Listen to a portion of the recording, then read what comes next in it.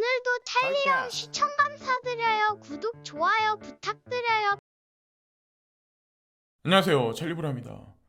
제가 어저께 뉴스를 이것저것 또 뒤져봤는데 전부 다 온 미디어들이 뭐 중국 봉쇄령의 해제, 뭐 그래서 인프라망의 회복, 그래서 인플레이션은 사그러들 거야, 뭐 이런 얘기를 떠들면서 금융시장 전반적으로 뭐 코인 시장도 비트코인을 위시해서 좀 올라갔어요. 좀 올라갔는데 알트코인은 뭐 다시 하락세로 접어들었어요. 그래서 알트코인만 투자하고 계신 분들 같은 경우는 되게 쉽지 않을 거예요. 멘탈 관리 하시기에. 그래서 어쨌든 어느 정도 진짜 상승 랠리가 펼쳐질 때까지 멘탈 관리 하는 게 첫 번째도 두 번째도 세 번째까지 가장 중요하다는 생각을 하고, 어쨌건 저는 올 여름과 가을께 어느 순간까지 여러분들이 원하시는 것만큼, 그렇다고 뭐 인생을 탈출할 만큼은 아니겠지만 어느 정도까지는 저는 이제 상승할 거라고 이제 전 생각을 하는데, 그에 준하는 어떤 그 근거 자료를 가지고 오늘 영상도 이제 만들었어요. 그래서 언제쯤 진짜 폭락장이 올까? 우리는 그 위기를 대비를 해야 될까? 이거는 딱 크립토 시장만 갖고 저는 매크로적으로 대입을 한 게 아니에요. 그래서 그런 관점으로 이제 봐주시면 되고, 일단 첫 번째는 5월 19일 날 무슨 얘기가 있었냐면 러시아 정부에서 비트코인과 다른 크립토 커런시를 페이먼트로 사용할 거야. 뭐 이거를 합법화할 거야. 이런 얘기가 넌지시 있었어요. 이걸 뭐 곧 사용하거나 아니면 후에 사용할 거야. 뭐 이런 거를 러시아 재무장관이 발표를 했었는데 5월 19일 날을 넘어서 5월 30일 날 이 뉴스가 아마 나왔을 거예요. 여기 보면 뭐 2시간 전이라고 얘기하는 오늘 새벽에 이 뉴스가 나왔거든요. 무슨 얘기냐면 러시아에서 비트코인과 뭐 크립토를 국제 결제에 사용할 거야. 이걸 오픈했다. 이런 얘기가 있어요. 그래서 이게 사실은 엄청난 얘기거든요. 이게 사람에 따라 이제 받아들이는 게 되게 이제 다르겠지만, 저 같은 경우는 뭐 이미 예상은 다 돼 있었던 거지만 어쨌건 이런 얘기가 실질적으로 나왔다는 얘기가 진짜 비트코인이 어느 순간 기축통화의 자리에 올라갈 수 있다는 하나의 반증이 되는 그런 근거가 되는 뉴스가 아닐까라는 생각을 전 하게 됐어요. 왜 이런 뉴스가 나왔는데 비트코인은 올라갈까 말까 할까? 여기에 목적성을, 그러니까 여기에 이 숫자를 보고 모든 것을 판단하지 마시고 전체적인 흐름을 보셔야 된다는 거죠. 예. 그래서 어쨌든 우크라이나 분쟁 사태가 발생되면서 스위프트에서 제재를 받으면서 러시아는 이쪽을 구축하기 시작을 했죠. 예. 어쨌건 오늘 새벽에 이런 뉴스가 나왔는데, 과연 이 러시아와 우크라이나 분쟁 사태가 발생됐던 게 과연 이게 우연일까? 그리고 이 배후에 있는 글로벌 엘리트, 글로벌 리스트란 사람들은 과연 이것을 통해서 그들이 궁극적으로 추구하는 게 과연 무엇일까? 그들은 이미 달러의 종말을 이미 수십 년 전부터 알고 있었죠. 근간에 모든 것들이 다 벌어지는 것들은 다 그 전략의 포인트 중에 하나가 스텝 바이 스텝으로 이루어졌다고 저는 생각을 하고, 두 번째가 뭐냐면 중국과 타이완. 예. 이 분쟁도 분명히 어느 시점에 발생이 될 거예요. 제가 어저께 영상에서 중국의 전투기가 30대가 대만의 방공 식별구역에 거기서 오락가락했다. 거기를 침투했다. 이런 얘기들이 있었잖아요. 더 거세지기 시작을 했어요. 이 얘기는 뭐냐면 암시를 주는 거예요. 사실은 미디어를 통해서.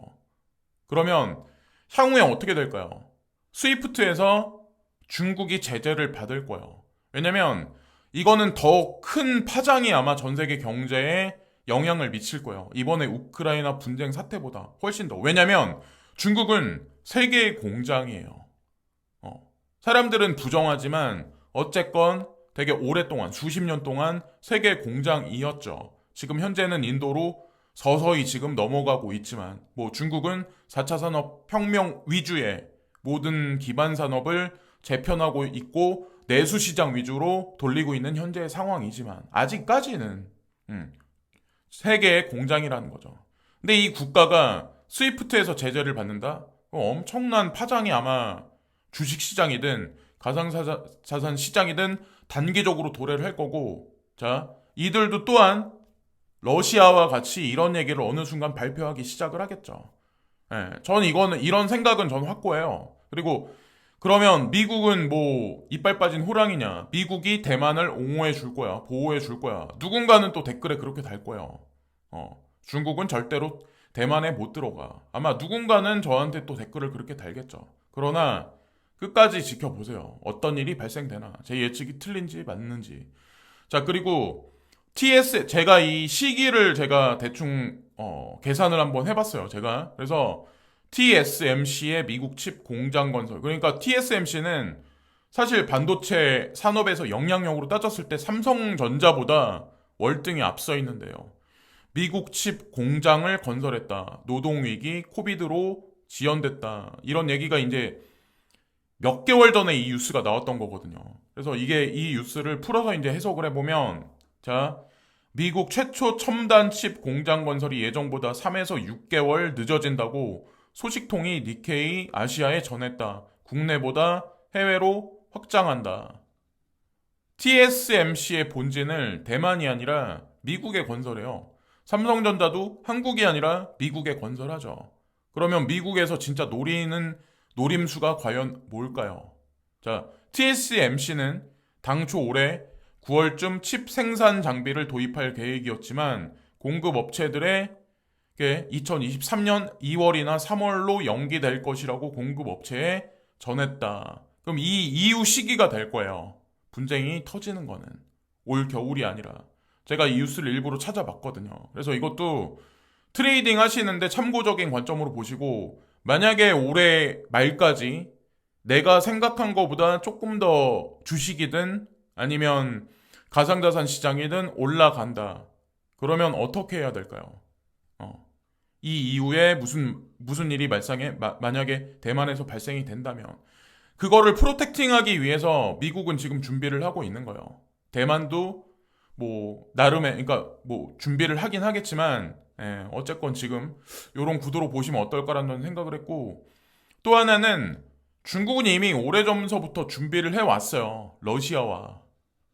근데 여기 보시면 러시아가 오페크와 조인해서 중국에 이제 그 오일을 수출하기 위해서 전략을 짜요. 이 뉴스가 나온 지가 꽤 오래됐거든요. 2015년도에 나온 거거든요. 근데 이때부터 이미 준비를 했다라고 저 이제 미디어를 보면 식량이든 아니면 오일이든 이때서부터 이제 비축을 많이 했었던 것 같아요. 그 무엇을 위해서 식량과 오일을 비축을 했었을까?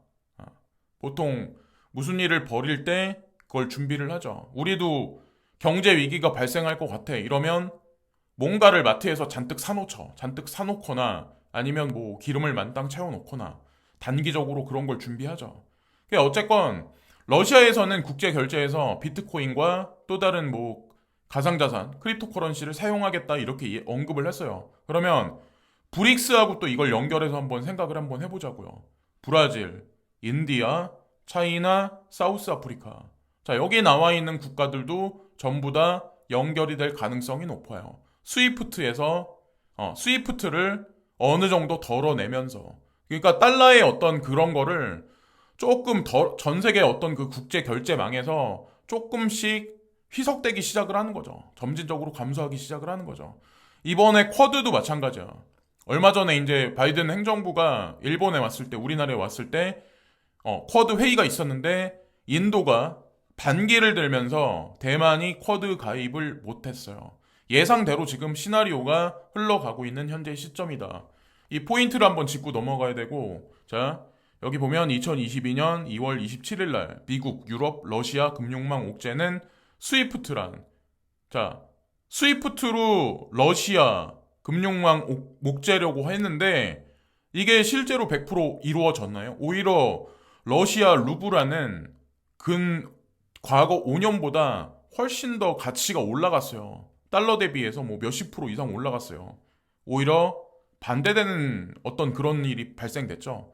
거기다가 위에나도 마찬가지로, 자, 2016년에 IMF SDR 통화 바스켓에 들어가서 지금도 중국이 망한다 하는데, 이런 일이 실제로 만약에 발생이 된다. 단기적으로는 폭락하겠지만 또다시 러시아가 걷는 길을 걸어갈 거예요. 그리고 러시아와 관련돼 있는 웨이브즈란 코인이 어느 순간 폭등을 했었죠. 그러면 중국과 관련돼 있는 중국 관련 코인들도 요 절차를 분명히 걸을 거예요.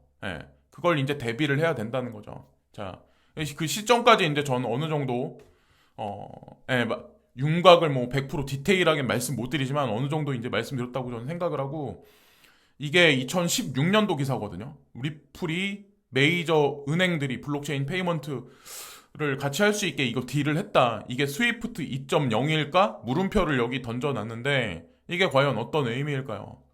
스위프트 1.0은 현재 러시아 우크라이나 분쟁이 터지면서 와해되기 시작을 했어요. 지금 현재. 그러면 어떻게 될까요? 그 다음에 만약에 대만 분쟁이 발생이 되면 거기서부터는 거침없이 스위프트 1.0이 더 크게 크랙이 가기 시작을 할 거예요. 그 이면에 스위프트 2.0에 리플사가 중간에 껴 있는 거예요. 자, 보세요. 리플사가 중간에 껴 있어요. 근데 XRP만 딱 국한된 게 아니라 아까 러시아에서는 국제 결제망에 비트코인과 다른 코인들을 결제에 쓸 거다라는 얘기를 했었죠. 근데 XRP 단독이 아니에요. XRP는 그냥 그 망을 도와주는 하나의 간접적인 요소이고, 자, 여기 보면은 어떤 게 있냐. 뭐 알고랜드도 마찬가지지만 비트코인이 일단 거기 들어가 있어요. 플레이어 네트워크하고 연결되어 있는 거는. 근데 여기 도지코인이 있고 라이트코인이 있고 XRP, XLM. XLM은 스마트 컨트랙이에요. 스마트 컨트랙임에도 불구하고 여기 일단 들어가 있는데, 제가 이제 말씀드리고 싶은 게 뭐냐면, 자, 여기 XRP, XLM, 라이트코인, 그리고 비트코인, 도지코인, 이런 것들. 그 외에 뭐 다른 코인들도 여기 추가적으로 이제 들어가기 시작을 하겠죠. 과연 그들이 생각하는 결론이 뭘까요? 그러니까 가격이 올라가야 거기에 뭐 반증되는 뭐 어떤 확신을 가질 수가 있는데, 지금 현재 확실히 볼 수 없는 그런 그림이, 그런 퍼즐들이 있는데, 그 퍼즐 조각을 맞히는 거는 각자 개개인이에요. 예. 근데 저는 그냥 어느 정도 형상만 그냥 보여드리는 거예요. 예. 근데 이래도 아마 눈치 있는 사람들은 이 사람이 지금 무슨 얘기를 하나 아마 인지를 하실 거고, 앞으로 뭐 대만 분쟁이 언제 뭐 그런 갈등이 발생될지는 모르겠지만 어쨌건 그게 아마 엄청난 도화선이 될 거예요. 저 이제 그렇게 생각을 합니다. 또 하나 이제 지금 보면 테슬라 상하이 공장 뭐 여기 보면 추산 생산량이 코로나19 폐쇄 전 70% 수준으로 복구되고 있다. 그러니까 제가 어저께 영상에서도 말씀드렸다시피 6월 1일부터 봉쇄령 해제한다라고 해도 사람들은 와 6월 1일 날부터 그럼 폭등하겠다 이렇게 본인들 나름의 상상에 착각을 하는데, 제가 서서히 회복할 거다. 그리고 회복된다고 하더라도 국제 인프라망에서 공급량, 그러니까 그 어떤 그 수급량을 어느 정도 공급량을 뒷받침해 줄 정도로 회복이 되려면 분명히 시간차가 걸린다고요. 그러니까 이거를 인지를 해야 되는데 그냥 나는 내가 힘드니까 빨리 안 오르면 와 이거 문제다, 이거 말도 안 된다, 이렇게 이제 지레 짐작해서 그냥 지쳐서 판단을 해버린다는 거죠. 근데 그러지 말자. 제가 그래서 디테일하게 그냥 말씀드리는 거예요. 서서히 회복이 되고 있어요. 그리고 시간차가 분명히 걸릴 거예요. 하반기까지. 자, 그래서 상하이 폐쇄 속에서 기가팩토리 3로 알려진 상하이 공장의 생산을 폐쇄 이전 수준으로 되돌리기 위해서 2교대 근무가 지금 진행되고 있다. 서서히 아마 회복이 될 거예요. 그리고 이거는 S&P 500 지수인데 이것도 마찬가지로 인컴샤크가 이제 얘기하는 바로는 저항에 지금 맞닥뜨려서 자 단기적으로 하락할 가능성이 있어. 이런 얘기를 지금 했고, 또 이제 코인 시장하고 맞닥뜨려서 비트코인이 자리를 못 잡고 있어요. 34,000달러를 돌파를 못했죠. 아직까지 현재까지도. 근데 34,000달러를 넘어가는 분기점이 될 거고, 또 하나는 일단 일시적으로 단기적으로 알트코인의 하락세가 단기적으로 진행될 가능성이 높아 라는 얘기를 지금 하고 있어요. 이게 그래봐야 4시간짜리 정도 아마 될 거예요. 그래서 어쨌건 단기적으로 그럴 가능성이 있는데, 단기적으로는 알트코인들이 이렇게 되겠지만 어느 순간이 되면 이렇게 치고 올라가는 그런 분기점이 올 거야. 그래서 박스권을 자 돌파할 가능성이 높아.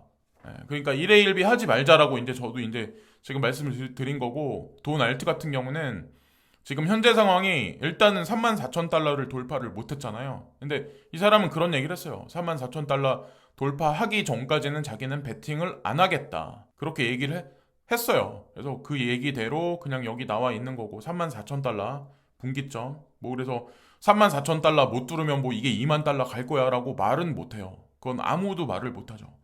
그리고 또 하나, 아마 기존에 지금 비트코인이 어느 정도 상승하기 전까지 2만 달러 갈 거라고, 만 달러 갈 거라고 차티스들도 얘기하고 아마 개인 투자자들도 그렇게 베팅한 사람들이 아마 되게 많을 거예요. 그 사람들은 이미 또 탈락이에요. 그러니까 이 투자라는 게 개인들 생각대로 절대로 한 번, 두 번은 맞겠지만 세 번, 네 번 맞추기가 그게 쉽지가 않다는 거죠. 절대로 쉽지가 않아요. 자, 그리고 달러 인덱스도 저는 차티스트들을 한 3명, 4명, 5명 뭐 요 정도 봐요. 그것도 되게 오랫동안 이 시장에서 이제 좀 어느 정도 인지도 있는 사람들 거만 저는 이제 말씀을 드리는 거거든요. 야, 이것도 이제 제가 많이 보는 차티스트 중에 한 명인데 DXY, 그러니까 달러 인덱스인데 고점을 찍고 이제 하락할 가능성이 되게 높아. 지금 이 얘기를 지금 하고 있거든요. 그래서 어느 정도 지금도 하락을 하고 있는데 또다시 상승한다고 하더라도 크게는 못 올라갈 가능성이 하반기까지 열어놓고 보면 높지 않을까. 사실 금융시장과 주식, 그러니까 우리 가상자산 시장한테는 달러의 하락은 사실 호재예요.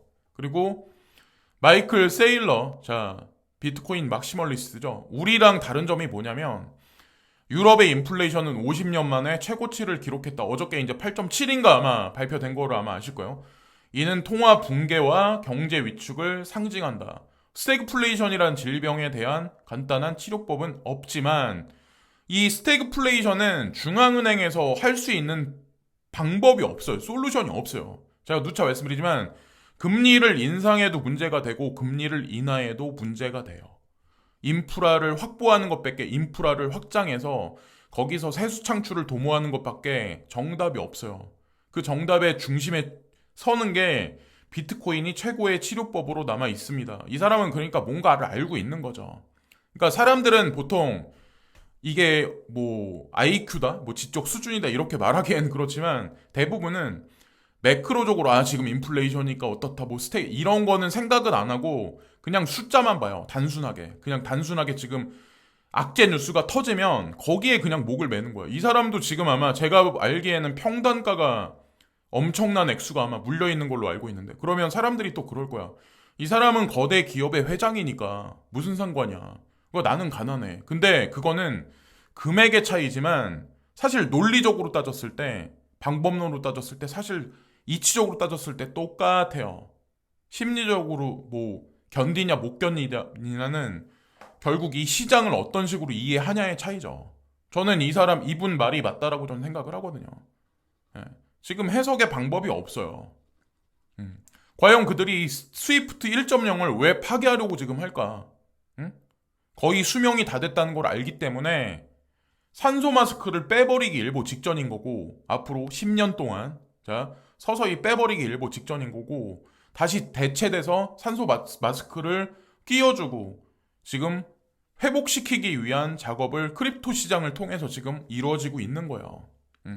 이거를 이해하실 분이 많진 않을 거라는 걸 저는 이제 알고 있지만 그냥 뭐 제 생각을 그냥 말씀드리는 거고 그리고 여기 나와 있는 뭐 비트코인 및 뭐 알트코인들이 있어요. 근데 제가 누차 말씀드리지만 지금 힘들죠. 숫자만 보면 힘들죠. 내 인생도 힘든데 코인 투자했는데 코인 투자에서도 결과를 못 봤어. 근데 제가 누차 말씀드리잖아. ETF가 될 때까지는 부하 내동하면 인생 망할 거다. 그리고 그거를 모르는 사람들은 98% 투자자는 중간에 꺾여서 이렇게 저렇게 흔들리다가 결국 나가 떨어질 거다. 그 전까지 엄청난 롤러코스터가 아마 이번 달 중순이 되기 전까지도 있으면 대부분의 사람들은 아마 나가 떨어질 거예요. 인프라 회복이 돼서 인플레이션이 사그러드는 게 본격적으로 있으려면 7월 달은 넘어가야 될 거예요. 아마 그러면 그 이후부터 그런 기사들이 상당히 많이 나올 가능성이 높아요. 그래서 여름과 가을께 쪽으로 가면서 지금보다는 아마 나은 장세가 있을 가능성이 높죠. 그냥 우리는 그냥 무슨 어떤 특정 코인만 보고 숫자만 보고 지금 뭐 이러니까 뭐 끝났어 어쩌고 왜 그러면 숫자를 보고 왜 그렇게 하려면 왜 비트코인 50만 원대 이더리움 15,000원대 그때 왜 매수를 안 했냐는 거죠. 그때 훨씬 쌌었는데 이게 비꼬자는 의미가 아니라 숫자에 집착할 필요가 없다는 거예요. 나중을 한번 생각을 해보세요. 과연 내가 투자한 알트코인이 예를 들어서 2025년에 비트코인이 얼마가 가 있을까 한번 생각을 한번 해보세요. 그럼 내가 투자한 코인이 비트코인 시총이 이만큼 많이 올라가고 그때 정도 되면 아마 뭐 내년이면 ETF의 윤곽이 분명히 드러날 거고 승인이 나겠지만 그때 정도에 가 있으면 내가 투자한 알트코인은 과연 얼마가 가 있을까? 비트코인이 예를 들어서 2025년에 20억이 가 있어요. 예를 들어 10억이 가 있어. 그럼 내가 투자한 알트코인은 최소한 아무리 못해도 얼마 정도 가 있겠다. 대충 예측은 할 수가 있잖아요. 자, 여기까지 말씀드리면서 오늘 영상도 마치겠습니다. 오늘 하루도 좋은 하루 되시고, 오늘도 시청해주신 많은 분들께 깊이 감사드립니다. 감사합니다. 오늘도 찰리형 시청 감사드려요. 구독, 좋아요 부탁드려요.